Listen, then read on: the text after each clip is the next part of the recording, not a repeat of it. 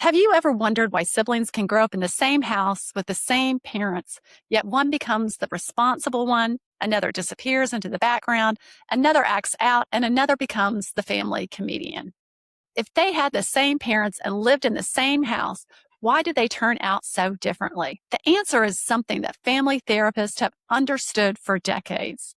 Children adapt to survive. I've decided to create this little mini episode, a mini podcast episode, after Katie and I shared our experiences last week.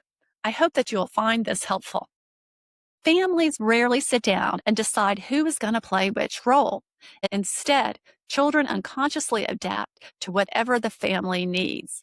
In healthy families, children get to be children. In families affected by addiction, mental illness, trauma, or chronic conflict, children often begin by asking a different question. What do I have to become for this family to function? And that's how family roles begin. So we're going to take a moment to look at each of the family roles. The first one is often called the hero child or the responsible child. This child becomes a little adult. They take care of younger siblings. Sometimes they worry about bills. They become so dependable because someone has to. As adults, these children often become the people that everyone depends on. But they may have trouble asking for help because they've spent a lifetime being the helper. They may become successful professionally because they're dependable, hardworking, yet sometimes they struggle with perfectionism, burnout, anxiety, and feel responsible for everyone else's happiness. Many don't know how to simply relax because they've always felt responsible for keeping life together. The qualities that made them successful may also be the very things that keep them exhausted. The next family role we often call the lost child. And this child, instead of stepping up to be the hero, they disappear. They learn that staying quiet is the safest way to survive. As adults, they may struggle to ask for help or believe that their needs matter. The lost child learned that staying quiet was the safest options, so they may struggle to express their needs, ask for help, or believe that their opinions matter. People sometimes describe them as independent, but underneath that independence can be loneliness.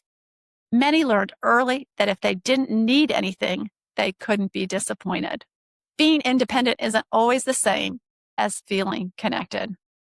The next role is the scapegoat. This child often acts out. People assume that they are the problem in the family. Sometimes they are simply expressing the pain that the whole family is feeling.